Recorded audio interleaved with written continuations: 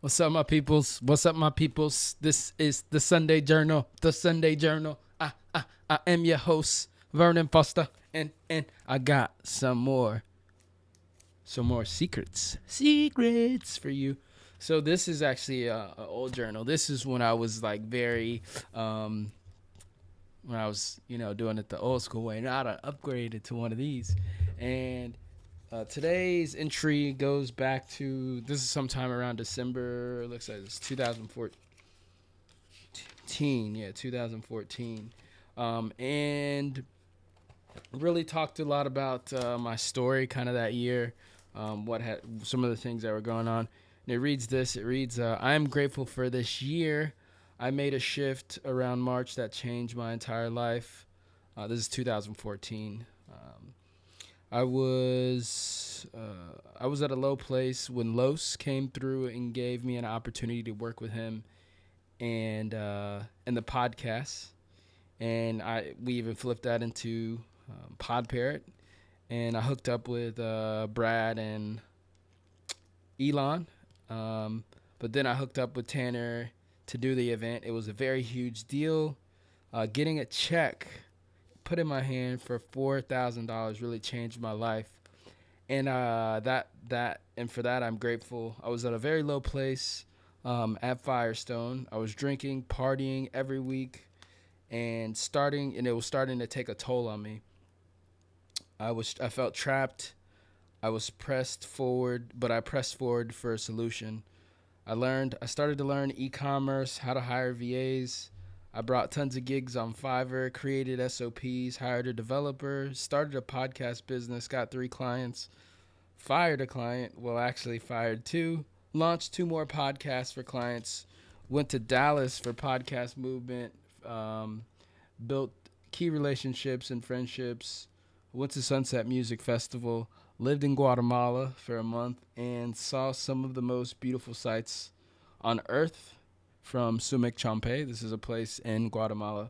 To From Sumic Champe to the Mayan ruins, which is Tikal, it was one of the major Mayan strongholds or civilizations at that time. And I met some awesome people from all over the earth that are super chill in Antigua, that have a better grasp on what it means to live. They have a better grasp on what it means to live than most people I've met in the States. I met the sweetest Spanish girl that I think I may have fallen in love with. Oh, that's pretty. So that was 2014. That was kind of like getting close to the end. This looks like this was in December, and yeah, a lot of things had happened in my life at that point because I was before it, prior to that, like around that time, before like leading up to this that year, I was working in a club. I was working in the entertainment industry, and it was very cool. Like I got to do a lot of great things, but also felt like it hindered my progress in terms of like because I couldn't be in an environment and not have control. So I lost my ability to exhibit self control, and a lot of things that were around me. I felt like I was kind of spinning out of control, and I really wasn't going a direction or like living a fulfilling life or what potentially could be fulfilling. And then my buddy Los Silva, he was a guy that I had went to high school with. We reconnected, and he was working on this project called Startup Jungle, and it was kind of like this underground secret offshoot of then Digital Marketer. So it was like a podcast, and they're going to be doing courses. And so I had dabbled around with podcasting, and he was like, "Yeah, just come over and help us do ours." So I helped him do his, and he helped me get my first 2 clients, and then Pod Parrot was born.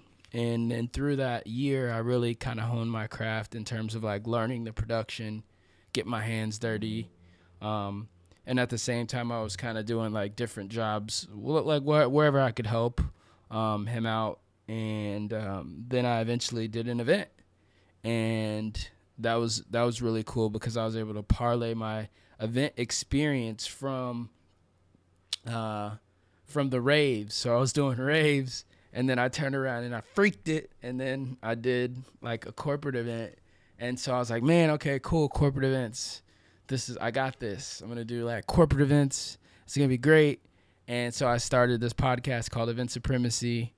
And people were digging it. Like, that's how I got to build like some relationships with people that I still have, that I'm friends with to this day. And it was cool, man. Like, it really showed me the power of I got really excited about podcasting then, because I was like, oh shit, like none of these people knew me, and like now they like, I'm kind of tight with them, I'm kind of cool with them, and I never got to meet them in person. Like, it was over the fucking internet. Like, what? This is crazy. So I launched the podcast. People started hitting me up for event stuff, but then I had kind of Pod Parrot, and I was like, well, do I do the event stuff or do I do Pod Parrot? Event stuff, Pod Parrot, and I had to choose, and I was just like, all right, I'm gonna go all in on Pod Parrot. So I went all in on Pod Parrot shortly thereafter. After going into 2015, and yeah, I mean, I lived in another country. That was pretty crazy because that was kind of a big dream of mine, to always go and like live the 4-hour work week that doesn't fucking exist.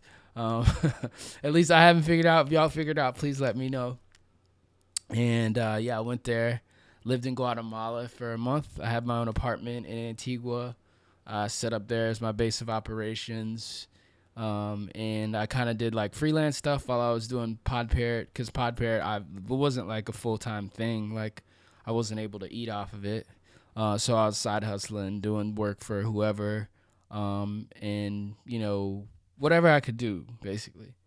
Whatever I could do to make a little cash flow. And it was cool because I feel like going to another country and actually living there. I had been to other countries before, and I like did like a vacation or whatever. But when you actually go and you insert yourself in a culture, I think you really learn a lot about yourself and who you are. And I did. I met some amazing people, some people who were, from the States, who just had moved down there, and they were just kind of figuring out a way to make it work. They may not have been making a lot of money, but they had, like, they were living a fulfilling life. And the people that I met, pretty much everyone that I talked to, because I feel like you have to be a certain kind of person to go and just live in another country. You kind of have to be crazy a little bit. You kind of have to be off your rocker, because you're like, all right, I'm gonna go live somewhere where like I don't speak the language, I don't know anyone, like, and I'm just gonna figure it out. Like, and it wasn't like these people were internet entrepreneurs. I mean, there were some people that had like their business, but these were people that were kind of like, they were hustling by like doing their thing on the side. Like, they're an artist, and then they worked at like one of the bars, or they worked at one of the coffee shops or the restaurants, and then at night they sang, or they bartended, or it was really cool. It was really cool to see people that were kind of living out their dream or their existence or whatever they thought life should be. And they didn't really have like a bunch of, they weren't making like shit tons of money. Like, they weren't even like internet. I think I met like one or two guys who were like doing stuff on the internet, but everyone else was kind of just chilling. They're like, yeah, just came down here, bro, just doing my So I thought that was amazing. And really just seeing the world from a different perspective, getting to see Sumik Champe. I talked about a Spanish girl I met there. It's beautiful chica. Her name is Lucy, and she's a phenomenal person. I met her in the middle of the jungle in Sumik Champe. It's a beautiful place if you ever get to see it. It's in the middle of, like, you have to drive literally through like 10 hours north of Guatemala through the jungle. And then seeing the Mayan ruins, like, wow, like where the civilization that existed, just way, way, way, way, way, way, way before anything really started to kick off.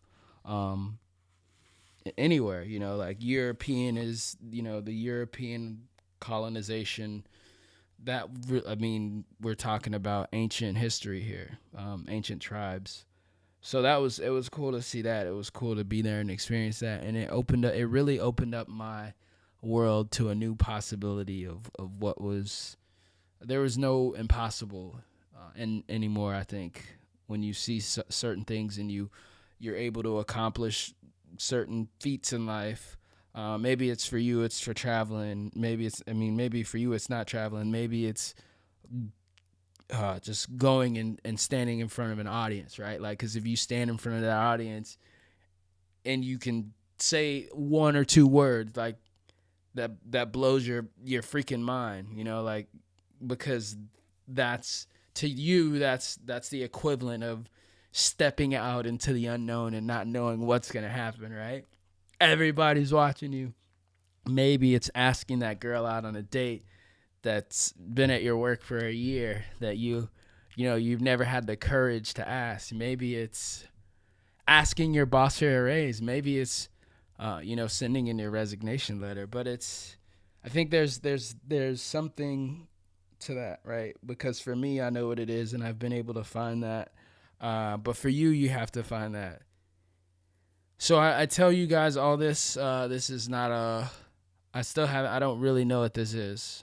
I've been on this thing to, like, maybe I shouldn't label what this is. It's called Sunday Journal, so you get that part. But what I share, like, should there be a format? Should there not be a format? Should it be 3, 5, 2, 10, 100, an hour? How long should it be? I don't know.